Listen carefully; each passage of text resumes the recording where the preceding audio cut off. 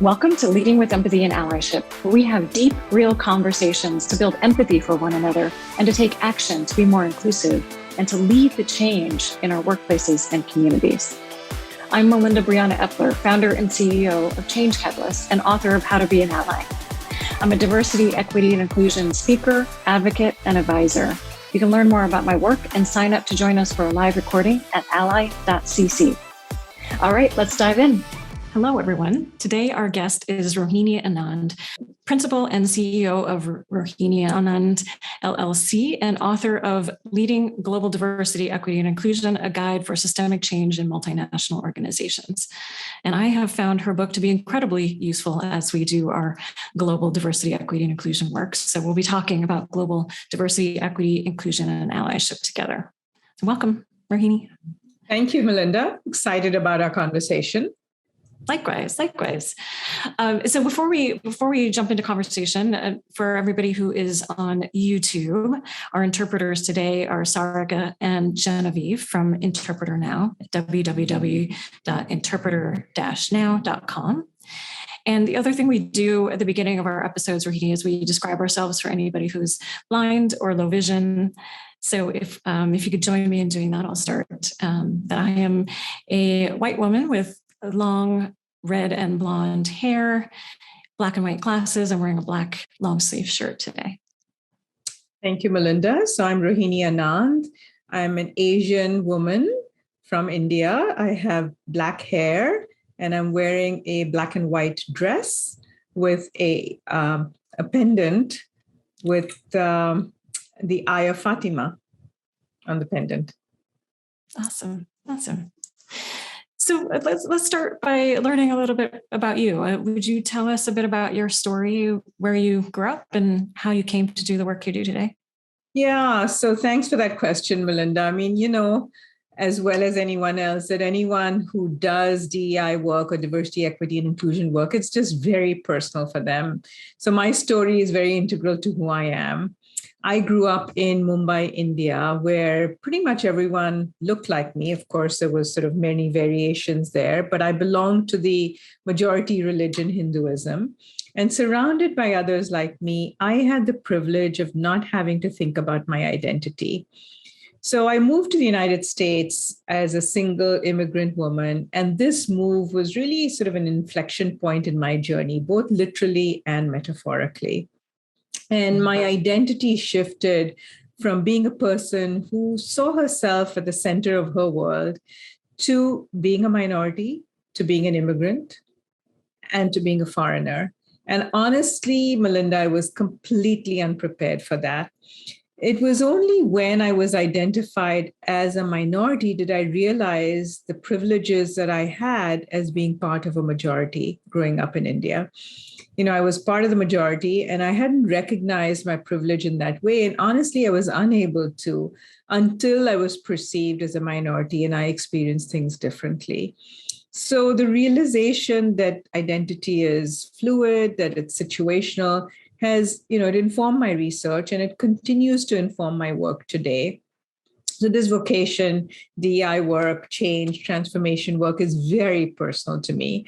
And understanding what it means to be perceived as an outsider, as a minority, is very much at the heart of DEI work.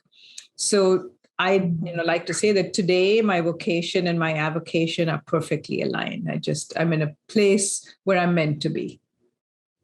Fantastic. And can you say a bit about your work and what you do now, what you've done over the last many years? Yeah, so I actually was at Sodexo, which is a global multinational French headquartered company for about 18 years. And I led global diversity, equity, and inclusion, corporate responsibility, and wellness for the organization. At the time, the organization was in 85 countries, 465,000 employees. So complex, very geographically, dispersed organization. And I led their culture change, their DEI transformation efforts. I decided to rewire in January of 2020. And just a couple of months before COVID hit, and use the COVID time, to really hunker down and write my book. So, for me, this book was sort of an act of closure. It was an act of legacy. It was my way of giving back, what I had learned to others who do this sort of very difficult, challenging work, the heavy lifting. So I wanted to share the mistakes I had made in a very sort of authentic, transparent way, so others don't fall into the same missteps and make the same mistakes. And so today I do several talks, podcasts like yours, but other book talks. I also engage with executives. So I do strategic coaching with executives and chief diversity officers. And the third bucket that I play in is my board work, which I absolutely love. So I'm on the board of several nonprofits, a couple of diversity advisory boards for corporations like Sanofi and for Charter Communications, but several nonprofit organizations, including 10 Partnership for Refugees, that focuses on empowerment of refugees globally. It's funded by the CEO of Chobani Yogurt, Hamdi Ulukaya, who's just an amazing, amazing human being. I also am on the board of Galt Foundation, which places people with disabilities, one of Gates Foundation's initiatives, Women Lift Health, etc. So several nonprofit boards. So those are sort of the three buckets that I play in: book talks, strategic advising and coaching, and then my board work. So amazing. And I also was writing during the pandemic, and I know how that was, in many ways very difficult for me. I don't know if it was for you. It's a tough time to be writing a book, but important, obviously. And so let's talk about your book more. Your book is organized into 5 global diversity, equity, and inclusion principles. Right. So can you share those with us? Yeah, sure. So, what I found, Melinda, is that given the sort of complex and dynamic nature of this work, global work, there's really no playbook, there's no checklist. And honestly, best practices are far from adequate. Mm-hmm. But each time I did this work in different parts of the world, I found these sort of 5 core principles or 5 key elements that drive success. And what I found was that these principles provide a through line to global DEI work. And each principle is a very simple statement that includes my experiences. It includes anecdotes and successes of my colleagues. They're simple, but they're very disruptive. And they're not designed to provide standards or plug and play templates based on what's worked in the US. In fact, to be honest, Melinda, that's been one of the foundational mistakes in global work, is to replicate what's worked in one part of the world in another part of the world. Mm-hmm. But, they can be applied with sensitivity to any culture. And it really empowers leaders to develop their own solutions and not, mimic any one country or leader's experience.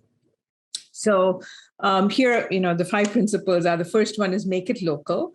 And what this sort of refers to is that global change really needs to be anchored in an understanding of the local context. It has to be rooted in local particulars. It has to be informed by the history, the culture, the language, the laws of each place. But I think that, one of the key pieces here is also to sort of consider how identity is defined, how it's expressed, and the power structures. And I identify dominant and subordinate groups because they differ. But understanding that context is only the first step. Because, in sort of first step in finding strategies to advance underrepresented groups locally, it doesn't mean accepting the status quo, because outside influence can be a catalyst for change, and they can raise issues that people within a culture cannot. But it's best when they're sort of partner with local change agents to find the right entry points and ensure relevance. Okay. So it's about understanding the context, but pushing for change.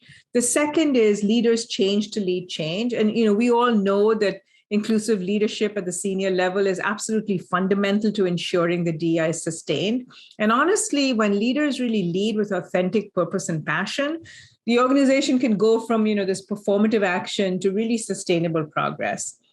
But to do that, leaders have to internalize the benefit of DEI to themselves and to the organization. And oftentimes it takes a disruption of their worldview.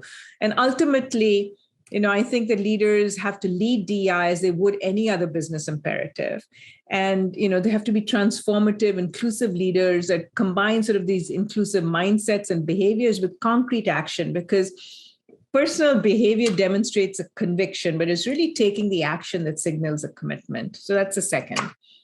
The third is, and it's good business too, the third principle, which simply states that without a compelling rationale or reason for change, 70% of change efforts will fail.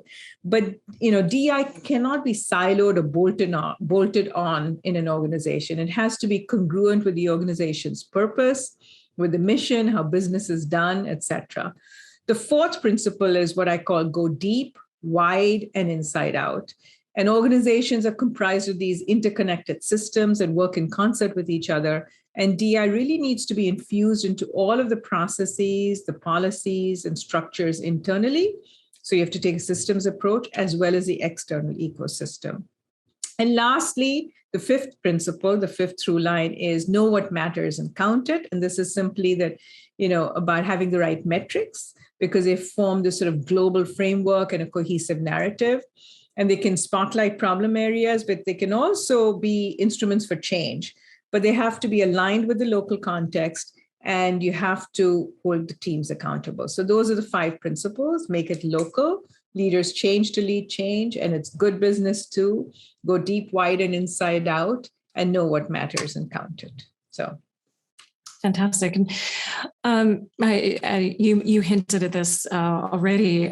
Often in our global diversity, equity, inclusion work, we hear leaders outside of the US say, well, we don't have issues with diversity and inclusion here. It's different here than in the US. That there's a perception that diversity, equity, and inclusion is a US concept, even.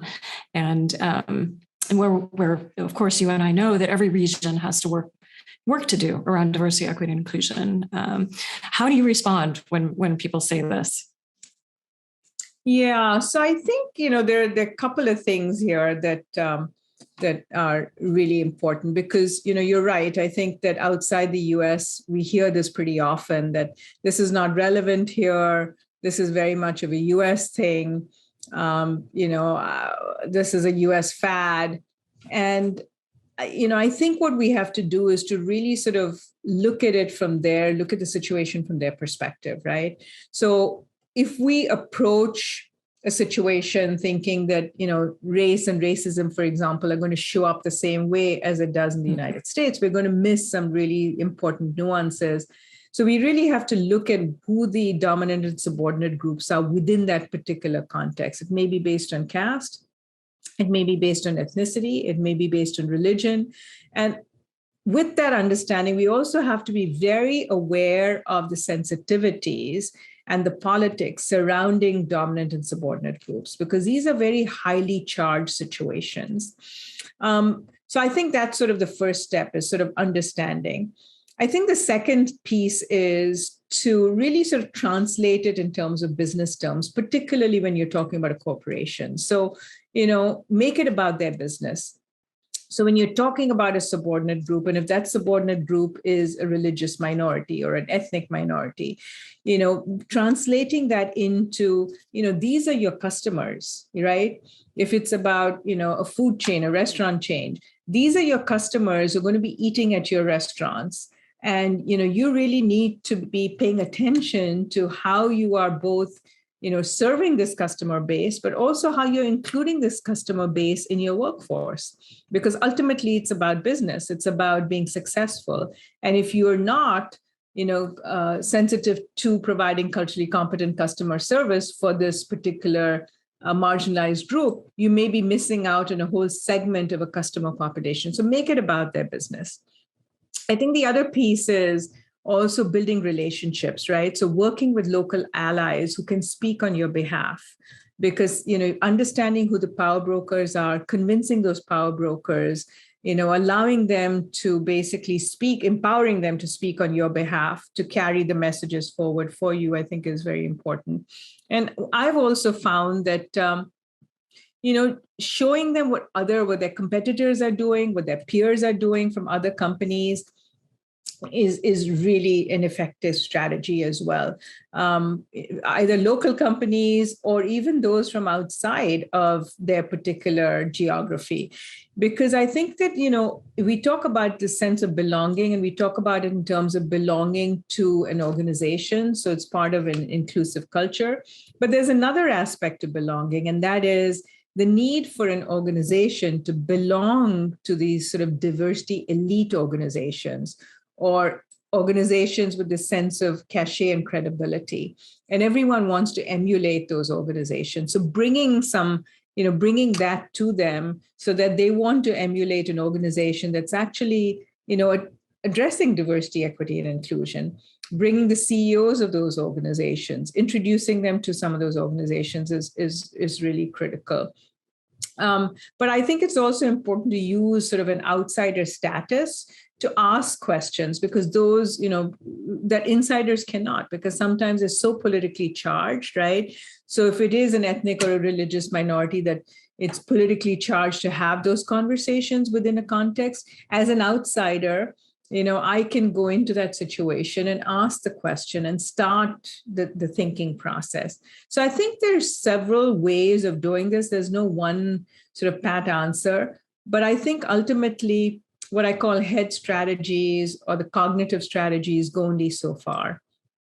And it has to really be combined with putting somebody else in the shoes of those that are marginalized, giving them experiences, lived experiences of those that have been discriminated against and marginalized. I think that helps to create that sense of empathy and create that connection with the individuals. But I will say that when one does that, my experience has been oftentimes it's through sort of storytelling, right? Whether it is, addressing issues of LGBTQ in countries that, have not addressed these issues, or are LGBTQ plus, not necessarily LGBTQ plus friendly. Oftentimes it's lived experiences that maybe from within or maybe from outside the culture that creates this sort of, awareness and empathy. But what it does is it puts the burden on the person who's sharing their lived experience. So I think that one has to be very careful about how we get people to share their lived experience and also maximize that opportunity. And I think leaders need to take responsibility for their own learning. So the burden is just not on the individual with the lived experience. So I think there are many different ways of addressing this, but ultimately I think it's about sort of understanding the context. It's about building the relationship, having allies to carry your messages, and also really making it sort of part of the business narrative. So I hope that answers your question. Yeah, absolutely. And maybe you could share some examples of that learning around of what leaders can do to learn, unlearn sometimes, and relearn, right? And really disrupt the worldview that they might have to emerge as more inclusive and transformative leaders. Yeah, so there are a couple of stories that I'd love to share. Let me think of which one. So there's one particular leader, and he was in Europe. And he mentored a woman from a different country. And, he mentored / sponsored her. And she was actually managing high security prisons at the time. And so after mentoring her, a couple of months into that particular relationship, he came to me and he said, if you had presented me with two candidates, a male and a female, and asked me to select the most qualified candidate for a high security prison, I would have chosen the man hands down, because you need an aggressive and assertive style. And, women typically do not have that. He said, but after mentoring her, this individual, this leader who was, managing the prisons, he said that she has a very different leadership style. She's collaborative. She does not have an aggressive leadership style, but she's extremely, extremely effective. So this was his learn, unlearn, relearn process, and also, sort of disrupted his worldview and the biases that he had, because he concluded by saying, he said, if you tomorrow, if I was to be in a recruiting process and you presented me with two candidates for any job, I will not let my unconscious bias come into play, because this has been a real learning for me, that I have this notion of a leadership style that's effective. And, that's just been busted, because I can see that she has a different leadership style, and we need to be open to different leadership style, but she's extremely, extremely effective. So, that would be one. Can I share another? Yeah, absolutely. That was fantastic. Two short ones. So this other one has to do with again, a leader from Europe. And, I had shared with him all of the data, the business case, and all of those things. But, he was not buying. I knew that he wanted to belong to this sort of diversity elite companies and CEOs and network with them. So I introduced him to a cross-company mentoring program, and he mentored this woman from a different company. And, they developed a very trusting relationship with each other. She got laid off from this other company. And so through that process, she obviously sought his support. She shared with him what she had gone through, being the only woman in the C-suite, being marginalized, being talked over, all of these things. So he came to me and he said, I cannot believe that women have these experiences, even at such a senior level in organizations. And this was like a real wake up aha moment for him. He was ready. It's not that he hadn't heard these things before. And he said, if you had told me that, a woman in my organization was being laid off, I would have said, well, those are the breaks of the game. It happens. It can happen to anyone. But after mentoring her and listening to her experiences, he said, this is absolutely unfair. It should not happen to anyone, should not happen to women. And he then went on and said, I want all of my 12 direct reports to sponsor a woman from the organization, and sort of, have this learn, unlearn, relearn sort of process, so they can also be open, to different experiences.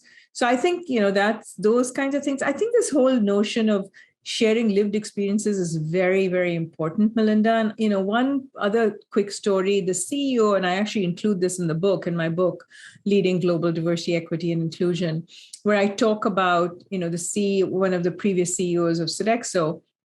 And, we were focused on a global gender strategy. And I remember a conversation with him when he said, we're focused on gender. Why are you diluting the focus by talking about things, issues of race and racism? They're not relevant in France and in Europe. And he's right. They show up in a different way. So the way we look at it in the US is not necessarily relevant. So I realized that I needed to sort of expose him to a learning opportunity to expand his worldview. And I invited him to the Employee Resource Group meeting in Texas. So he cleared his calendar. He came for a day and a half. He attended the sessions.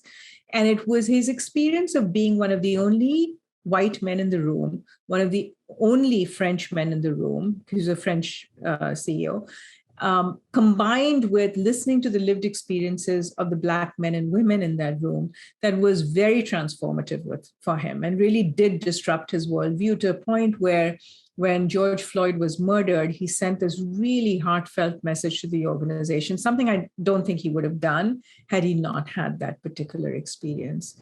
So I think these are sort of some examples of this sort of disruption of worldview, which really takes not necessarily the cognitive, but sort of experiences and exposure. So the heart strategies.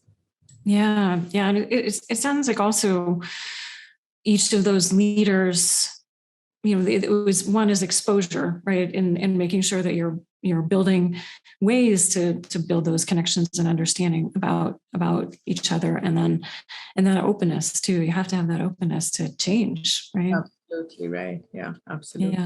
Yeah. Can you, on the flip side, can you share some examples of missteps that leaders have made when taking their program global? Yeah, so missteps, there are plenty, but maybe just start with my own misstep, Melinda, if that's okay with you. So, so I was working for Sodexo, in the US initially and then took on the global role. And I went back to India to do D&I work in India. Now, I knew the language. I had grown up in India. I felt like I understood the culture. So I'm sitting in this room full of entry to mid-level women managers and, sort of started talking to them about mentoring and sponsorship and leadership development in terms of advancing their careers.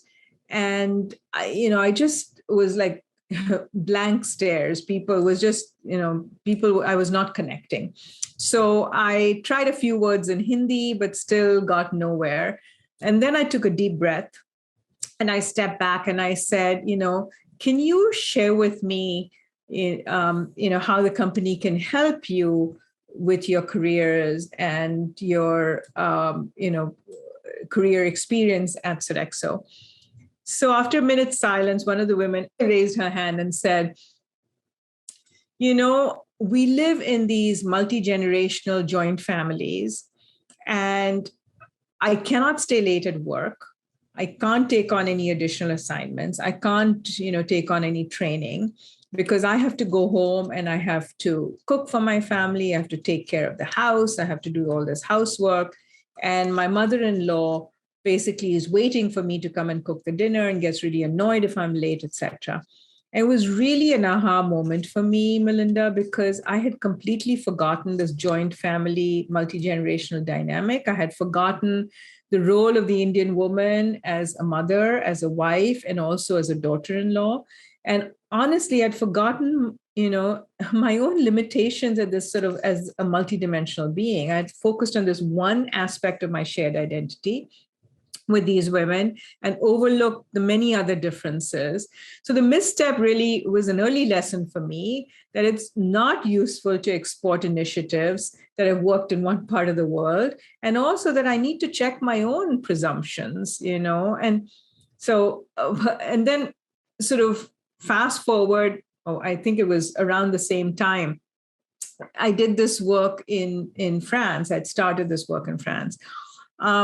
And so I had sort of learned through that experience as well, not to assess situations sort of with this one-dimensional worldview. I had organized a meeting in Paris, and this was, just with women. And the CEO had personally invited them. We wanted to assess what the culture was for women. It was a half-day session. He invited them. And many of the women in Europe were very critical of the meeting. They felt that they, had managed to overcome the barriers to career advancement. And therefore, there was really no need for a special session focused on the challenges that women encountered. And they really didn't want to be part of this meeting comprised only of women. And they said we only participated because the invitation came from the CEO. And many of them were, they expressed that they were in their positions, not because they were women, but because they had earned their job. And so I was actually quite surprised and frankly caught off guard by this resistance to a women's only body, a meeting, because it was perfectly acceptable in the US context of that time. So to me, again, this misstep was, assessing the situation with this sort of one-dimensional worldview. And I should not have assumed that a women-only body would have been embraced everywhere in the world. So a couple of missteps on my part, as an example. May I ask, what would you do differently now in that second situation? Yeah, so I think what would I do differently in that particular situation?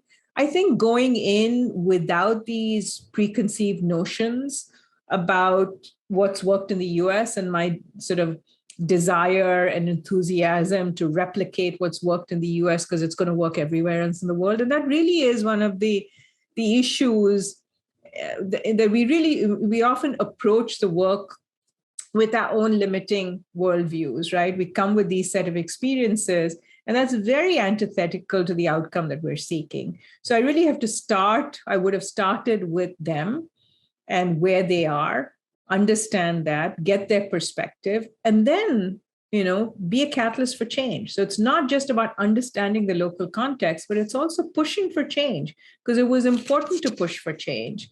But, I had to do it starting with the local context and then bringing my outsider perspective versus taking an outsider perspective in and then expecting things to evolve the way I'd been, used to them evolving. So.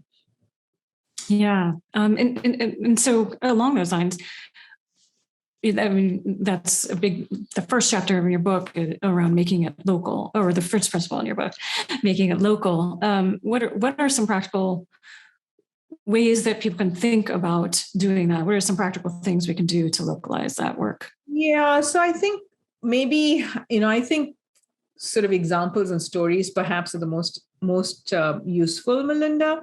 So, I've said a couple of times that making it local doesn't mean accepting the inequity. So let me just share a quick example from Saudi Arabia. Saudi Arabia ranks even today 146 out of 153 countries in the World Economic Forum's 2020 Global Gender Gap Report. So I think it's about hovers around the same. And for years, Saudi women were really considered sort of legal minors. They had to have male guardians to travel, to work. One of the leaders that was, country head in Saudi Arabia noticed things opening up. He was an expat leader and he headed up the business there. So he decided, as things were opening up, to hire more women, Saudi women. And there were really no dearth of qualified women because Saudi women have a very high education level. And but in 2015 or so, they had a literacy rate of 91%. And many of them were very eager to advance their careers. But according to Sharia law, they had to work in a separate room with the door closed. They had to have an intercom. They were not to be seen by male colleagues, and they had to, communicate through this intercom. Men couldn't enter the space that they were working in without announcing themselves. And if women were to go out to a meeting, they needed a male chaperone. Now, viewed through a Western feminist lens, these working conditions would have been absolutely unacceptable, right? And anybody, sort of a leader coming in might be tempted to insist that the women integrate fully in the workplace. But if you had that sort of a situation, an ultimatum, it would have been counterproductive because women would not have joined this particular workplace. They would not, you wouldn't be able to hire them. So what this particular leader did was he realized that, women, in order to advance a career, would need to occasionally meet with male colleagues. But the conservative men pushed back because they felt it was unacceptable without a Saudi or a Muslim man to accompany them. So what this leader did was he put the dilemma back on them, saying, okay, you can accompany them to every single meeting that they have, or you find a solution. And these conservative men, then they came up with a solution. They said that the women could meet with the men as long as they were sitting at different sides of the table, of the desk, and the door was open. So so in terms of practical, sort of tips, what he did was he disrupted the status quo, but he did it within the local context. So he had whatever the setup was by Sharia law for the women to work in the workplace. But, as an outsider, he had the freedom to push for increased hiring of women, right? And then what he did was he invited the local change agents. He invited the insiders, those with the local knowledge, and even those who were most resistant to kind of propose changes to the women's, opportunities. So it's a question of, again, as I said before, understanding the context, right? Working within that context, using your outsider status. This was not something that he felt comfortable with, but he had to sort of accept it, using that understanding and then gently nudging and pushing for change in order to disrupt that status quo, but doing it with local allies, doing it in partnership with those who knew how to pace the changes, what the right entry points were, et cetera. Yeah, that's fantastic, super helpful. And I wonder if you could also share that I will say that we have clients, multinational clients in general, have a tough time sometimes addressing LGBTQIA plus rights and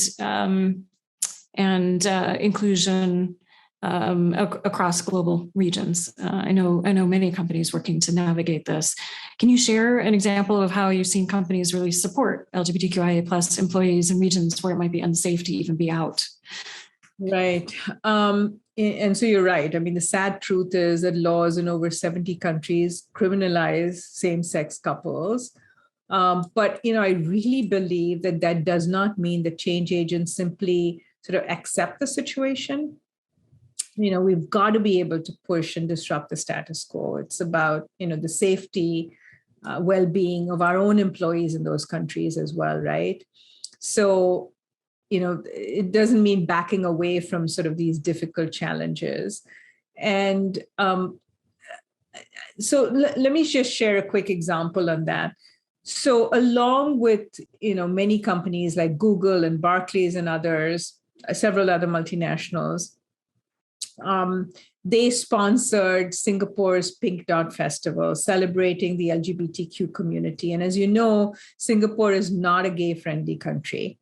So these sort of outsider companies use their influence and their money to support local insider change agents, local companies who were trying to carve out a safe space within their country. So, it was a way of validating their own employees in Singapore, but also the broader LGBTQ community in the country, in the local companies, etc. Now, in 2017, the Singaporean government clamped down and banned foreign organizations from sponsoring this Pink Dot Festival. But what had happened was that enough momentum had built up so that over 100 local companies came together and were able to keep that sort of going. So I think, companies can take a stand, for their own employees in terms of, the policies, the safety. I think their own values and policies trump those of the country, because that's what is most important while you're working at a particular company. It's the company values that provide safety for all employees, including the LGBTQ plus employees. So I think that's one. And the second is, I think they can even do more by sort of nudging and pushing. And this is a great example of how, these multinational companies did nudge and push, beyond just their own workplace. Yeah, absolutely. Holding true to your values and then pushing, for change. And maybe the third is really doing all that you can internally to support and create a sense of belonging. Absolutely. Yeah. Yeah.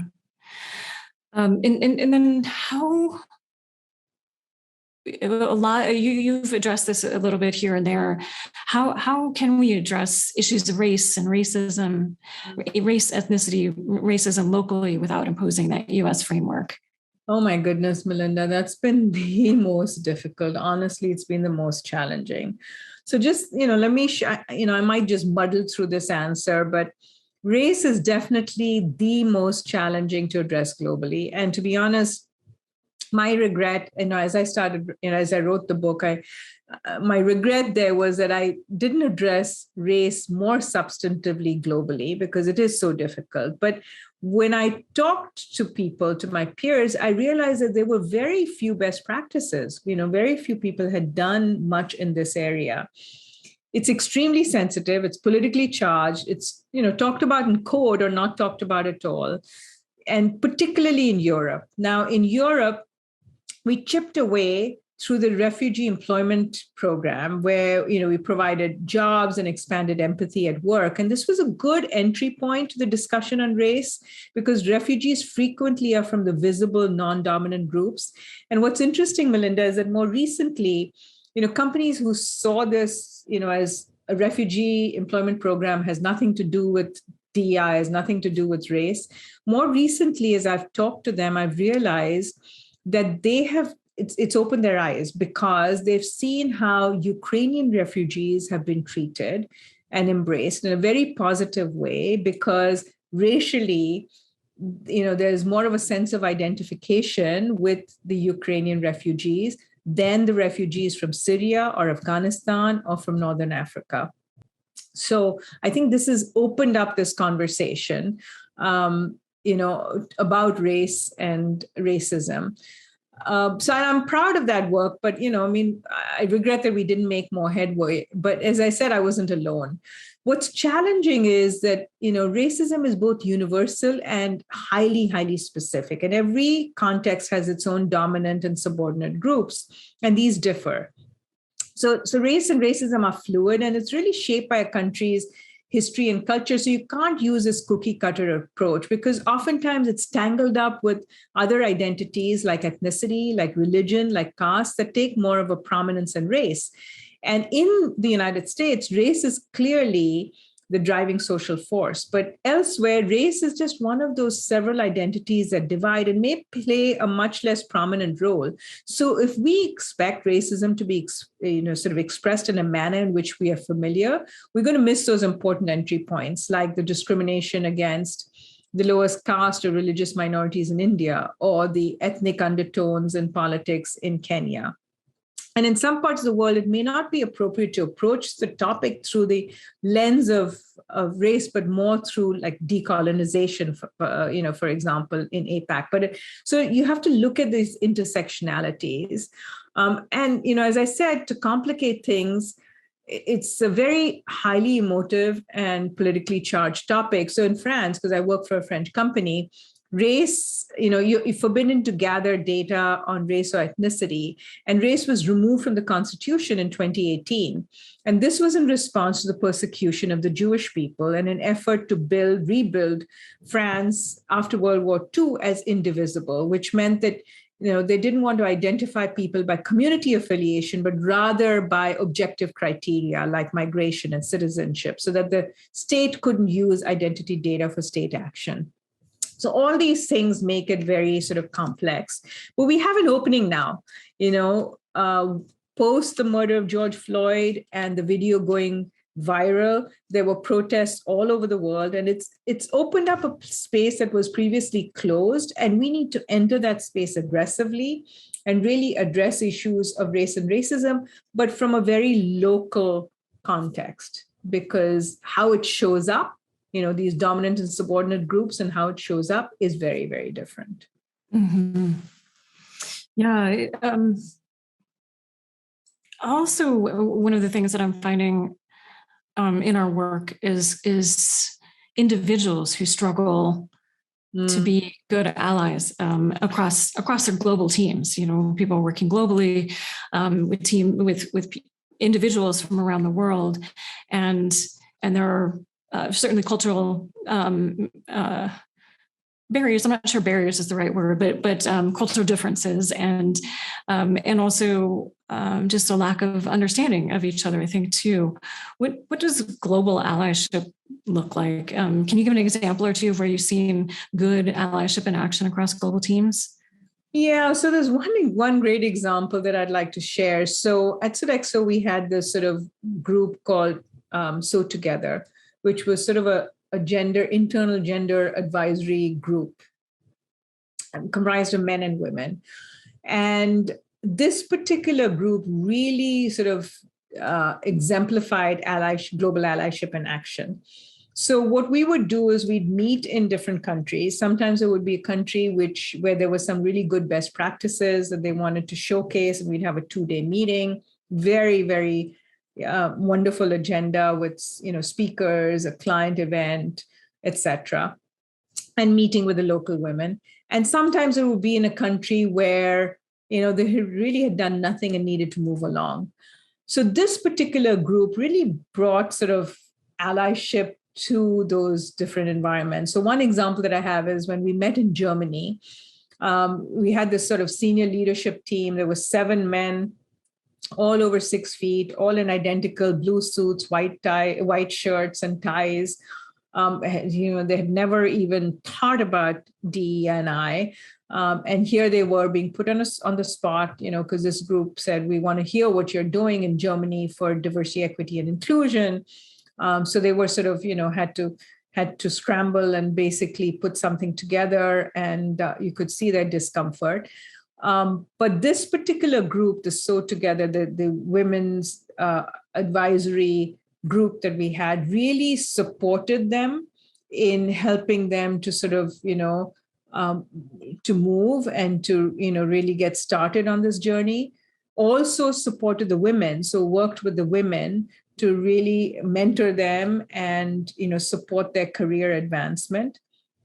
And fast forward, the German country head then ended up being a woman, and she had a very, very diverse team. So I think this sort of piece around global allyship and action, I think what's wonderful is that, allies from across borders can bring cross-border ideas and information and perspectives that help to ignite change within a particular context. And they can be allies and support that particular, the team within a country to really move forward by bringing in this sort of outsider, ideas and perspectives. So I think that's one example. I think the other one would be in talent reviews, having, listening in on discussions and having leaders basically challenge some of the unconscious biases. So I think allies can challenge unconscious bias, when someone says, well,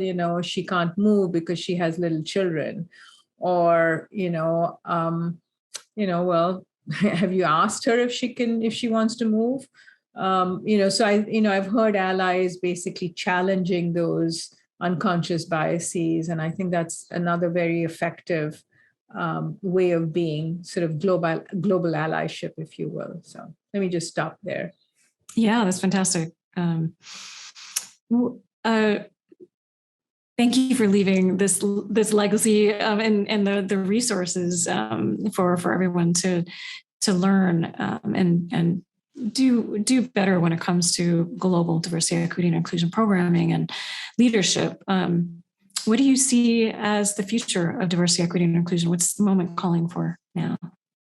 Yeah, so I think, despite the best laid efforts, Melinda, organizations are flailing to sustain DEI. I think you often have these sort of performative statements that are made. You have money being put behind DEI. You have sort of, diversity professionals appointed. Many of them are figureheads with no real positioning or power. And I think that to ensure that the sort of actions aren't just performative, you really need to disrupt the status quo. And that needs to become sort of a normalized part of our conversations. Because giving money, adding DI positions is easy and can feel like enough, but it really is not. And the other piece is often that, competing business priorities become a convenient excuse to dilute the focus on D&I. And we saw that, right? Because when people see this sort of as incremental initiatives that are dispensable during crisis, so with the economic downturn and COVID, DI budgets were downsized. And then, teams had to deal with the disparate impact of the pandemic on women and marginalized communities. And also, the systemic racism further sort of magnified with the murder of George Floyd. So, I think we can do things at the individual level. So I think, we can, first of all, we have to look at new ways of understanding identity, given, the intersectionality of identities. I think we can all be allies because, ultimately transformation happens at the intersection of the personal and the systemic. And it's work that's ongoing. So it really has to be a personal and a professional journey for each of us, and we can all be allies.